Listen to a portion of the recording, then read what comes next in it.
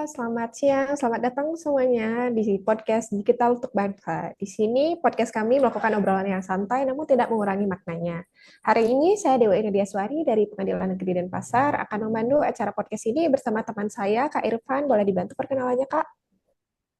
Baik, perkenalkan nama saya Irwendra Cahyadi dari Pengadilan Negeri Maumere sebagai co-host.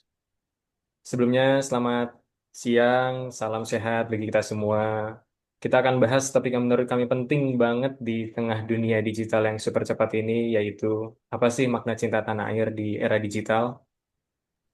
Nah, benar banget nih, Kak. Topik kita sangat menarik sekali. Di sini kami sudah kedatangan tiga narasumber, yakni Kak Reski, Kak Hidayat, dan Kak Raihan. Boleh dibantu perkenalannya, Kak? Baik, perkenalkan saya Muhammad Hidayat dari Pengadilan Agama Sendawar. Baik, saya sebagai narasumber dua, perkenalkan nama saya Reski Amalia, asal Satker PA Watan Sopeng, Sulawesi Selatan. Baik, saya Muhammad Rehan Azhar Lubis. Saya dari Mahkamah Syariah Sindabang. Oke, kita mulai ya. Mungkin kita udah sering dengar istilah cinta tanah air.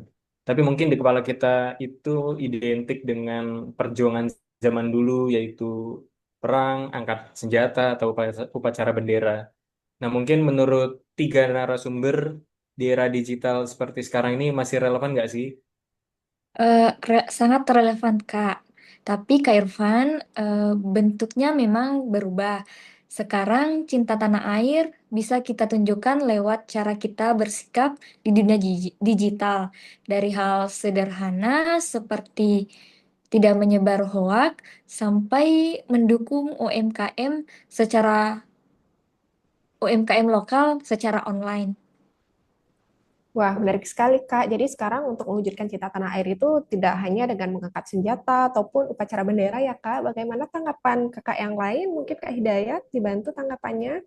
Iya Mbak Nadia, sekarang justru lewat smartphone kita bisa berjuang. Kita bisa jaga nama baik Indonesia di ruang digital. Contohnya seperti bangga pakai produk lokal dan jadi bagian dari solusi bukan provokasi. Itu sebenarnya bentuk nasionalisme juga. Baik, benar sekali statement dari Kak Hidayat dan Kak Reski. Tapi kadang yang viral justru yang kontroversial atau yang bersifat provokatif ya. Konten positif justru kalah cepat. Gimana caranya kita tetap semangat dan dukung konten yang sehat? Nah, baik. Itulah jadi tantangan kita semua di hari ini. Tapi kalau kita konsisten, percayalah hal-hal positif juga bisa punya daya ledak yang besar juga. Kita harus jadi speaker buat pesan-pesan baik di ruang digital. Biar ruang digital tuh gak cuma dikuasai hal-hal negatif. Semua itu dimulai dari individu kita masing-masing. Wah, keren sekali ini tanggapan-tanggapan dari narasumber kita. Jadi saya mau nanya, pernah nggak sih kakak-kakak bertiga ini jika mengunggah eh, hal mengenai nasionalisme atau hal-hal kebangsaan cinta tanah air itu kena komentar yang negatif ya di sosial media? Pernah atau tidak ya, Kak? Sejauh ini saya tidak pernah mendapatkan komentar nyinyir, tapi untuk hal itu menurut saya itu merupakan suatu resiko yang harus dihadapi.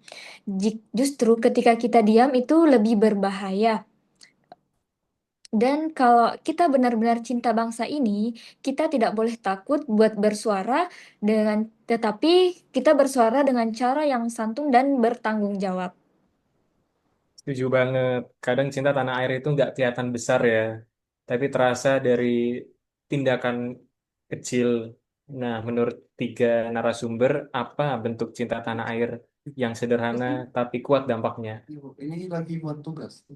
Menurutku bangga jadi warga Indonesia dengan itu nunjukin cara dengan cara kita bersosmed itu udah luar biasa kok. Misalnya gak ikut nyinyir soal negara di platform publik atau bantu klarifikasi tentang informasi-informasi palsu.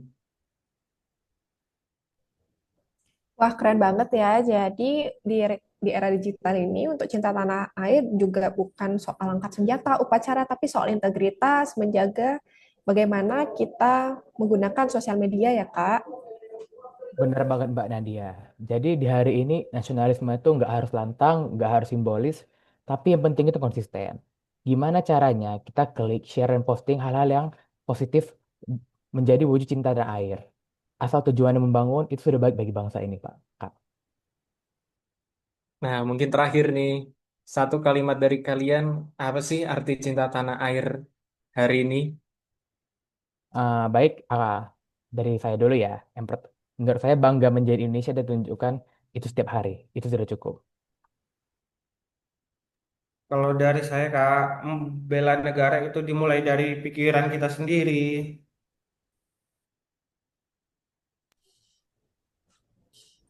Baik, untuk Kak Reski, bagaimana cinta tanah airnya itu, bagaimana sih satu kalimat dari kakak?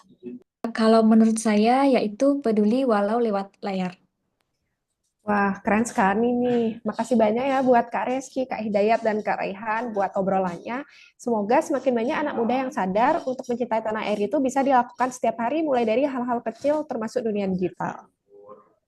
Oke, terima kasih. Dan buat teman-teman pendengar, yuk sama-sama jaga Indonesia, mulai dari kita sendiri sampai dengan berjumpa di episode-episode selanjutnya hanya di Digital untuk Bangsa. Baik, terima kasih semuanya. Sampai jumpa.